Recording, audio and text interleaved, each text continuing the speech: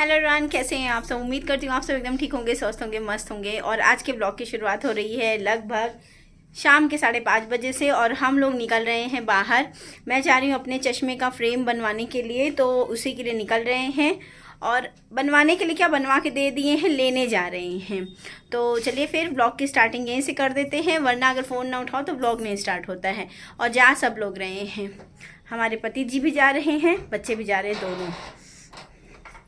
ये देखिए फ्रेम के लिए, ये देखिए मस्त इंसान तैयार होता है। एक फ्रेम के हैं लिए इतना अगर औरतें तैयार हो जाती हैं तो उनको कहा जाता है कि सारा टाइम यही लगाती हैं, है ना। ये देखो मेरा बेटा भी डैडी है। चलो क्रॉप्स पहनो, क्रॉप्स। चलिए फिर चलते हैं, आपको प्रयागराज का नज़ारा दिखाते हैं। तो चलिए फ्रेंड्स, चलते हैं अपने मंजिल की ओर। और ये जो चौराहा आप देख रहे हैं ना, यहाँ बहुत अच्छी अच्छी प्रकार की सब्जियाँ मिल जाती हैं, वो भी एकदम फ्रेश सब्जी मिलती है। और जिस भी सब्जी का मौसम है वो सारी सब्जियाँ यहाँ बहुत अच्छे तरीके से अवेलेबल रहती है और ठीक ठाक प्राइस में आपको मिल जाएगी। और मौसम देख रहे हैं प्रयागराज का, इतना बेहतरीन वाला मौसम हो रखा है ना कि कहने ही क्या।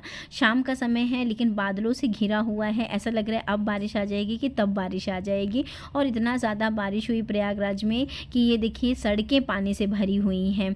तो आप देख सकते हैं काफ़ी अच्छा खासा मौसम बना हुआ है प्रयागराज में, जिसके कारण गर्मी का थोड़ा सा जो एक टेम्परेचर है ना वो कम हुआ है। लेकिन जिस दिन बारिश नहीं होती उस दिन उमस बहुत ज़्यादा हो जाती है। ये देखिए बारिश से पूरी रोड ख़राब हो रखी है। और ये सारी दीवार में जो पेंटिंग देख रहे हैं ना, ये पूरी पेंटिंग बनी हुई थी महाकुंभ के टाइम में। अच्छा, यहाँ हम आ गए थे, यहाँ मैंने फ्रेम लिया। आप बताइएगा कैसा लग रहा है ये चश्मा मेरे ऊपर। और ये सारे चौराहे सभी कुछ, ये इनका सब काम हुआ था पूरा महाकुंभ में। और सच बता रही हूँ, महाकुंभ ने प्रयागराज की कायाकल्प कर दी है। इतना खूबसूरत खूबसूरत यहाँ जगह, हर जगह थोड़ी थोड़ी दूर पे चौराहे बनाए गए, वो सारे बहुत खूबसूरत हैं। अच्छा, मैं यहाँ आपको एक चीज़ दिखाती हूँ। ये है हमारा स्कूल। हाँ, ये जो आपको रेड और येलो में बिल्डिंग दिख रही है ना, ये हमारा स्कूल है। तो ये सारी चीज़ें देखने में बड़ा आनंद आ जाता है। अच्छा, इसके बाद हम चले गए थे मॉल, जहाँ से हमें लेनी थी कुछ ग्रॉसरी के सामान, और उसको लेके हम अपने घर वापस आ जाएंगे। कुछ पुरानी यादें देखने को मिल जाती है तो बहुत अच्छा दिन निकल जाता है। दोस्तों, अपने स्कूल में आके चीज़ों को देखना बहुत अच्छा लगता है। चलिए, यहाँ हम अपने घर पहुँच गए हैं और यहाँ रास्ते में हमने ली थी आइसक्रीम। तो बेटा मेरी ये कोन वाली आइसक्रीम खाता नहीं है, वो चोकोबार खाता है, तो मैंने उसको दे दी। और हस्बैंड मेरे नीचे शॉप में हैं।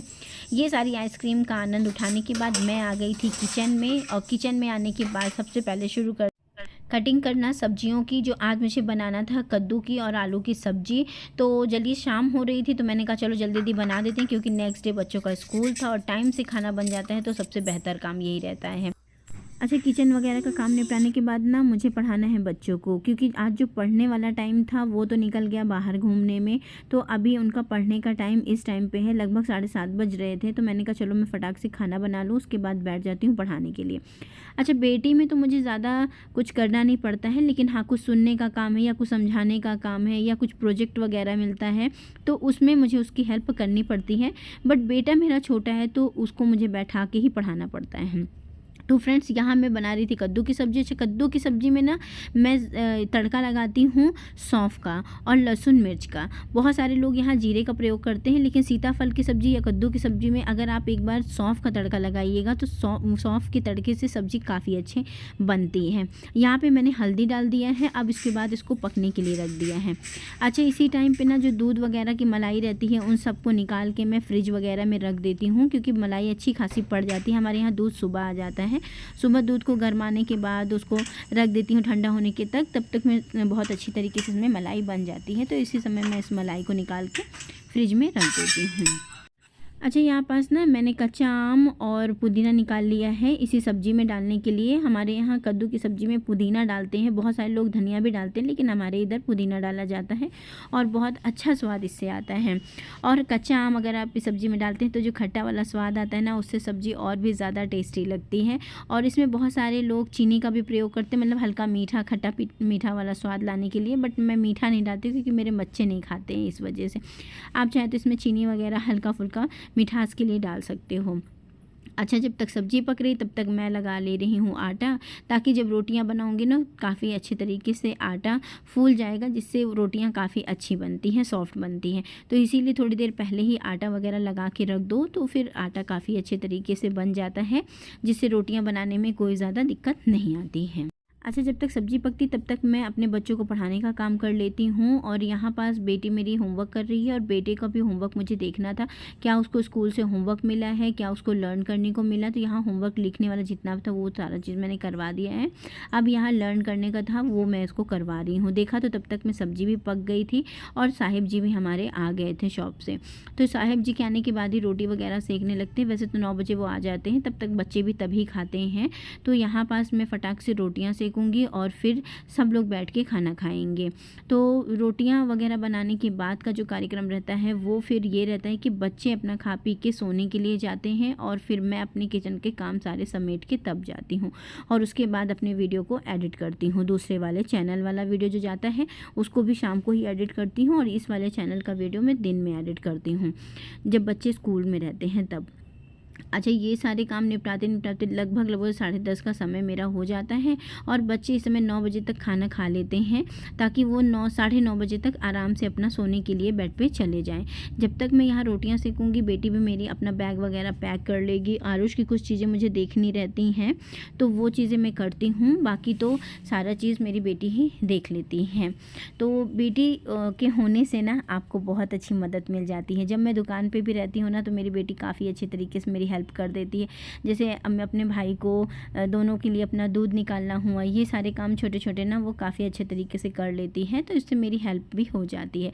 किचन में है तो छोटी मोटी चीज़ें जैसे खाना निकालना हुआ या खाना परोसना हुआ, पापा को देना हुआ, ये सारी चीज़ें करनी हुई तो मेरी बेटी अब काफ़ी चीज़ों में मेरी मदद करवाने लगी है और मैं छोटे छोटे काम उसको सिखा भी रही हूँ ताकि वो सीखे और मेरी हेल्प भी हो, प्लस वो खुद भी इन छोटे छोटे कामों के लिए मेरे ऊपर डिपेंड ना रहे कि कम से कम खाना निकालना हुआ या कुछ भी सर्व करना, कुछ भी करना हो इस टाइप का काम, तो वो खुद से ये कामों को कर सके। यहाँ देखिए सब्ज़ी भी काफ़ी अच्छे तरीके से पक गई थी और सब्ज़ी में यहाँ ना मैंने सिर्फ और सिर्फ हल्दी डाली है और उसके साथ साथ मैंने यहाँ डाला था गरम मसाला, और कुछ भी मैंने नहीं डाला है सब्ज़ी में। और सब्ज़ी काफ़ी ज़्यादा अच्छी बनी थी। जो कच्चे आम का स्वाद आ रहा था, खट्टापन, वो काफ़ी अच्छा था। अच्छा, यहाँ मेरी बेटी भी आ गई थी हेल्प कराने के लिए, यानी कि वो खाना वगैरह मैं जो निकाल दूँगी वो ले जाके पापा को, गन्नू को, ये सबको दे के और अपना भी खाने के लिए बैठ जाएगी और मैं 2-4 रोटियाँ और सेकने के बाद मैं भी अपना खाने लेके बैठ जाऊँगी। तो हम लोग इसी तरह में क्या रहता है, मैं गरम गरम रोटियाँ भी इन लोगों को सर्व कर देती हूँ, फिर साथ में बैठ के खाने भी लगते हैं। यहाँ खाने पीने के बाद का जो काम होगा, बच्चों को सुलाने का काम, तो बेटा कभी कभी मेरे बिना नहीं सोता है तो उसको सुलाना भी रहता है और बेटी बेड वगैरह लगा के अपना सो जाती है। लेकिन बेटे को कभी कभी मुझे सुलाना रहता है तो वो ज़िद करने लगता है। तो सबसे पहले अगर उसको ये रहता है कि वो मेरे बिना नहीं सोएगा, तब फिर उसको सुला के तब फिर मैं बर्तन वगैरह का काम करती हूँ। वरना फिर अगर वो सोने के लिए चला जाता है, सो जाता है, जैसे सुबह आप जल्दी उठते हैं बच्चे ना, तो सोते भी जल्दी हैं। तो इन सारे काम को करने के बाद यहाँ मैंने बर्तन वगैरह वॉश कर लिया था। अब इसके बाद मैं किचन क्लीनिंग करूँगी। किचन रात को भी आप सारी चीज़ें जब हटा के रख देते हो ना तो अच्छे तरीके से आपकी किचन सुबह आपको क्लीन भी मिलती है, प्लस कीड़े मकोड़ों वाली टेंशन भी नहीं रहती है। अन्यथा अगर हम इसको गंदा ही छोड़ देते हैं तो बहुत ज़्यादा इसमें कीड़े मकोड़े भी आने के चांसेस रहते हैं, कॉकरोच वगैरह या तो इस टाइप से चीज़ें आने के चांसेस रहते हैं। तो यहाँ पास बर्तन में पहले वॉश करती हूँ और किचन में बाद में क्लीन करती हूँ। इसका ये मतलब रहता है कि जो मेरा ये गैस स्टोव है ना, ये भी ठंडा हो जाता है। जब आप इसको गर्म में साफ़ करते हो, ठंडे टॉवल से साफ़ करते हो ना, तो इसके चटकने के चांसेस रहते हैं। लेकिन जब हम इसको ठंडा करके धुलते हैं ना या साफ़ करते हैं, तब ये बढ़िया तरीके से क्लीन हो जाता है। और ग्लास का स्टोव काफ़ी अच्छे तरीके से मेरा चल भी रहा है, तो ऐसे कोई प्रॉब्लम भी अभी तक तो इसमें नहीं आई है कि हाँ कोई प्रॉब्लम आई हो। तो इसी तरह से मतलब मैं जब इसका, मैंने तो यही फार्मूला अपना रखा है कि पहले बर्तन धुलती हूँ और फिर किचन क्लीन करती हूँ, ताकि गैस भी अच्छे तरीके से ठंडी हो जाए, तब मैं अच्छे तरीके से इसको साफ़ कर लूँगी। अच्छा, यहाँ किचन को मैंने एक दिन पूरी अच्छी तरीके से डीप क्लीन किया है, मैंने यहाँ आपसे शेयर भी किया था। अब उसके बाद ना मैं यहाँ कुछ लाइट वगैरह लाई हूँ। अगर मुझे अभी टाइम मिलता है तो अभी लगाऊँगी, नहीं तो फिर मैं इसको कल लगाऊँगी और आपसे मैं शेयर भी करूँगी कि कैसे मैंने यहाँ लाइट लाई है और इसको कैसे मैंने यहाँ लगाया है। है। लाइट लगाने से किचन और भी ज़्यादा खूबसूरत लगने लगी है और जो रोशनी वाली प्रॉब्लम थी वो भी मेरी सॉल्व हो गई है। रोशनी की प्रॉब्लम, पहली बात तो ये था कि कुछ काम हमें अभी किचन में करवाना बाकी है, तो इसलिए अदर कोई लाइट मैं अभी लगवा नहीं रही थी, तो इसीलिए थोड़ी बहुत लाइट में लेके आई थी और उसी से काम चलाऊँगी, जिससे काफ़ी अच्छे तरीके से जो किचन में रोशनी वाली प्रॉब्लम है वो सही हो जाएगी। तो जो कैमरा की क्वालिटी भी जो रहती है ना वो धीरे धीरे ख़राब होने लगती है, और अगर रोशनी भी कम रहती है तो हमारी जो पिक्चर क्वालिटी रहती है वो भी ख़राब आने लगती है। तो इस वजह से कुछ चीज़ों का ध्यान रखना पड़ेगा, और काफ़ी अच्छे तरीके से शायद लाइट लगाने से काफ़ी अच्छे तरीके से वीडियो आने लगे।